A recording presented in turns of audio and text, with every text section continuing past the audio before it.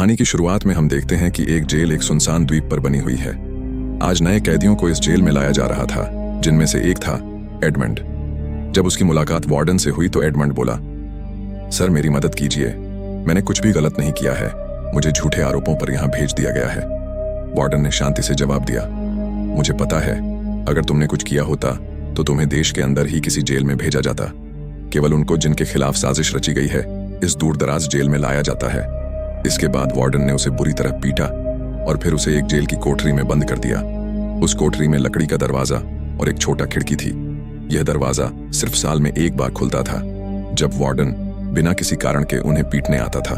समय बीतता गया और एडमंड अकेले बंद रहने से बहुत परेशान हो गया। उसने दीवार पर लिखा कि भगवान उसे न्याय दें, लेकिन धीरे धीरे जब उसे एहसास हुआ कि स्थिति उसके नियंत्रण में नहीं है तो वह गहरे दुख में डूब गया। 12 साल उस जेल में बिताने के बाद उसने भगवान पर से भी विश्वास खो दिया। उसे लगा कि वह अपनी जिंदगी भर वहीं कैद रहेगा, लेकिन एक दिन अचानक उसकी कोठरी का फर्श उठने लगा। यह अजीब घटना देखकर एडमंड हक्का बक्का रह गया। उसे ऐसा लगा जैसे कोई भूत उसके सामने आ गया हो। थोड़ी देर डरने के बाद एडमंड ने देखा कि जमीन के नीचे से एक आदमी बाहर आ रहा है। वह आदमी था अब्बे फौरिया, नीचे की कोठरी का कैदी। वह पिछले 5 साल से सुरंग खोद रहा था। किस्मत के खेल से वह सुरंग एडमंड की कोठरी में खुल गई। यह मानो भगवान का कोई संकेत था। अब्बे के आने से एडमंड को आखिरकार किसी से बात करने का मौका मिला, क्योंकि लंबे समय से अकेले कैद रहने से वह पागल हो रहा था। इसके बाद अब्बे ने उत्साहित होकर एडमंड को अपनी कोठरी में बुलाया। एडमंड बहुत खुश हुआ कि अब उसे समय बिताने के लिए पत्थरों से दीवार पर निशान नहीं बनाने पड़ेंगे। जब एडमंड अब्बे के कमरे में गया तो वह देखकर हैरान रह गया। अब्बे की कोठरी बाकी सब जैसी नहीं थी। वह किसी अच्छे होटल जैसी लग रही थी। वहां आराम के लिए कुर्सियां थीं और अलमारियों पर असंख्य किताबें रखी हुई थीं। अब्बे ने एडमंड से वादा किया कि अगर वह उसे सुरंग खोदने में मदद करेगा तो वह उसे बाकी समय में शिक्षा देगा।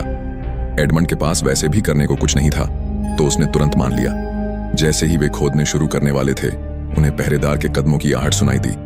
डर से कांपते हुए एडमंड तुरंत वापस अपनी कोठरी भागा और कचरे की टोकरी तैयार की, क्योंकि पहरेदार उसके फ्लोर पर आने वाला था।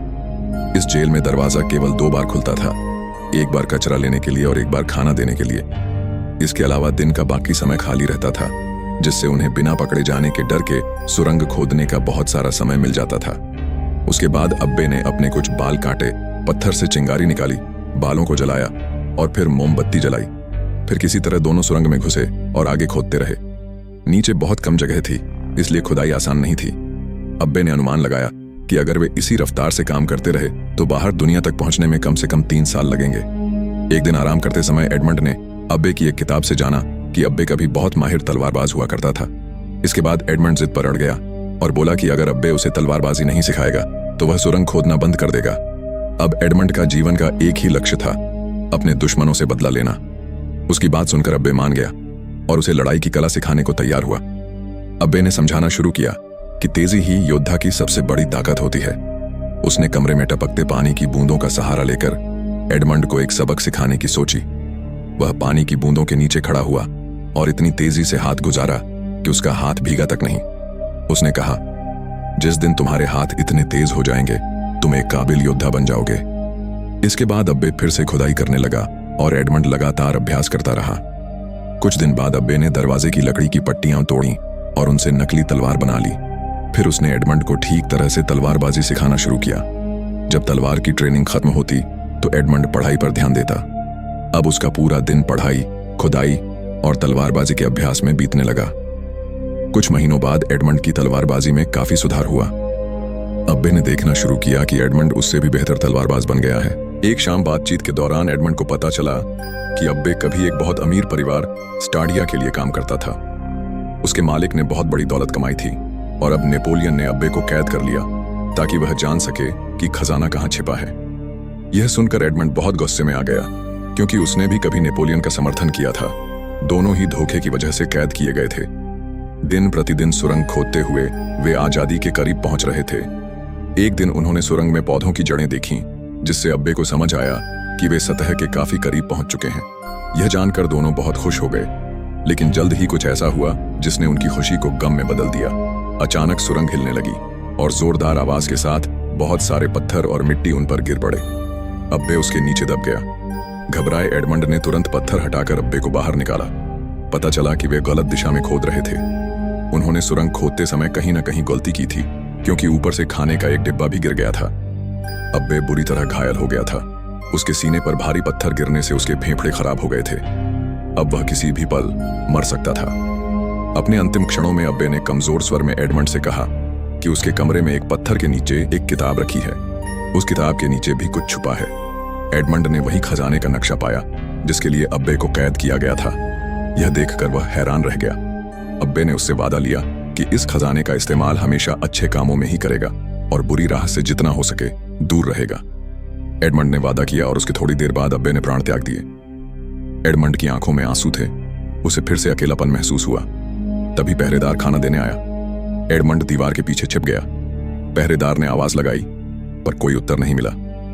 जब वह अंदर आया और अब्बे की लाश देखी तो घबरा गया और अपने अधिकारियों को खबर देने भागा। एडमंड ने तुरंत सुरंग का मुंह बंद कर दिया और अपनी कोठरी में लौट आया।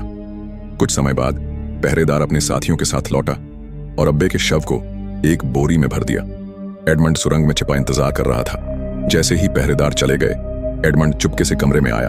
उसने अब्बे के शव को देखा और घूरते घूरते एक योजना उसके मन में आई। उसने तुरंत अपना शरीर अब्बे की जगह बदल लिया। कुछ समय बाद वार्डन अपने आदमियों के साथ शव लेने पहुंचा। चूंकि जेल एक सुनसान द्वीप पर थी, उन्होंने तय किया कि शव को समुद्र में फेंकना ही सबसे अच्छा होगा। इस बीच एक पहरेदार खाना लेकर एडमंड की कोठरी पहुंचा। दरवाजा खटखटाने पर भी कोई उत्तर न मिलने से उसे शक हुआ। जब उसने दरवाजा खोला और अंदर गया तो वहां एडमंड की जगह अब्बे का शव पड़ा था। पहरेदार चिल्लाया और वार्डन को बुलाने भागा। वार्डन काम जल्दी निपटाना चाहता था। उस दिन तेज हवाएं चल रही थीं और समुद्र की लहरें चट्टानों से टकरा रही थीं, जिससे कुछ भी सुन पाना मुश्किल हो रहा था। तभी वार्डन पहरेदारों की बात सुनने की कोशिश कर रहा था कि अचानक एडमंड ने उसकी चाबियां चुरा लीं। इस झटके से वार्डन एडमंड के साथ ही समुद्र में गिर पड़ा। जैसे ही वह पानी में गिरा, एडमंड ने तुरंत चाबियों से खुद को आजाद किया। सतह पर पहुंचते ही उसने पीछे वार्डन की ओर देखा। वर्षों का गुस्सा उसके भीतर उबल पड़ा और उसने समुद्र में ही वार्डन को डुबोकर मार डाला। इसके बाद वह बिना पीछे देखे लगातार समुद्र में तैरता रहा। अगली सुबह जब एडमंड की आंख खुली तो वह एक द्वीप पर था। उसे समझ नहीं आ रहा था कि वह कैसे बच गया और वहां कैसे पहुंच गया। उसे यह भी नहीं पता था कि वह अभी भी जिंदा कैसे है, लेकिन उसकी आजादी अभी अधूरी थी। द्वीप पर कुछ समुद्री डाकू शांति से बैठकर उसे देख रहे थे। एडमंड को लगा अब वे उसे मार डालेंगे, लेकिन डाकुओं के सरदार लुइगी ने उसे एक मौका दिया। उसने कहा कि वह एडमंड की जान बख्श देगा, बस एक शर्त पर। एडमंड को उसके गद्दार साथी याकूब से लड़ना होगा, जिसे वे वैसे भी जिंदा दफना देने वाले थे। अगर याकूब जीत गया तो वह फिर से दल में शामिल हो सकता था और एडमंड मारा जाता।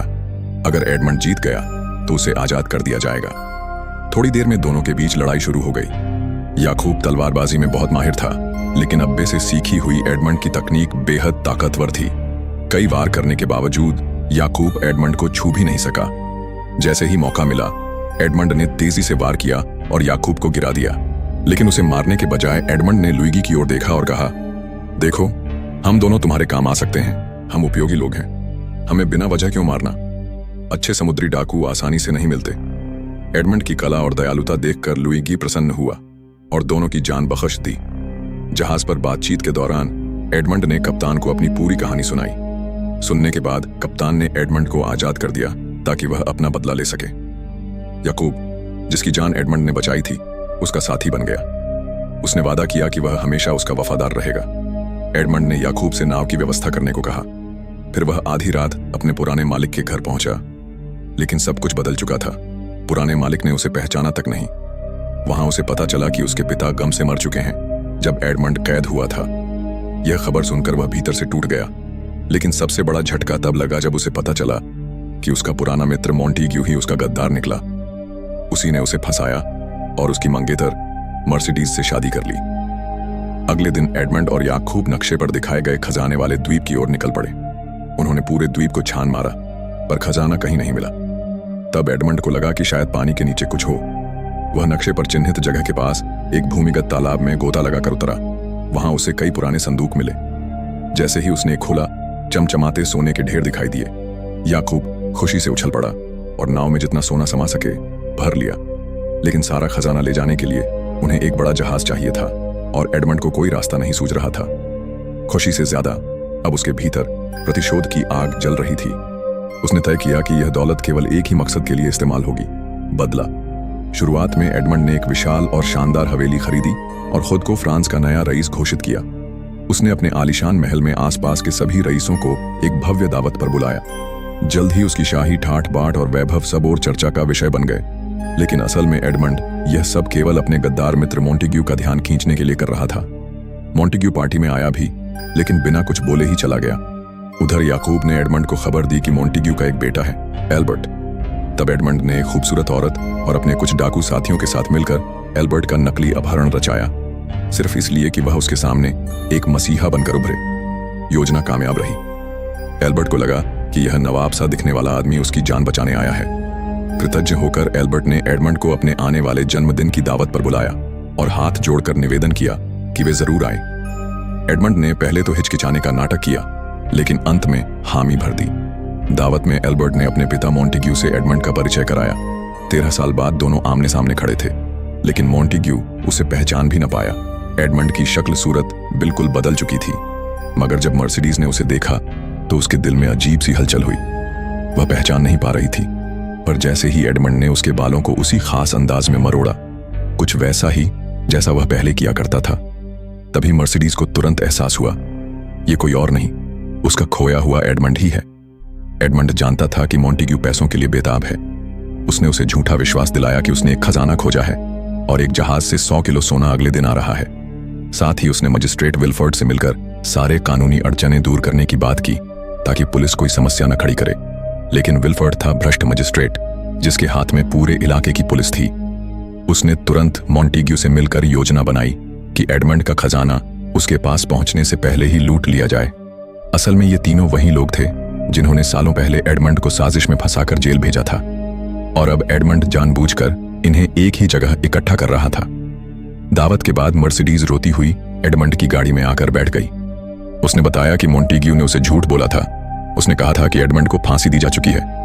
यह सुनकर एडमंड को डर हुआ कि कहीं उसकी पूरी बदले की योजना न बिगड़ जाए, इसलिए उसने मर्सिडीज से कहा कि अभी वह चली जाए। इसके बाद दृश्य बदलता है।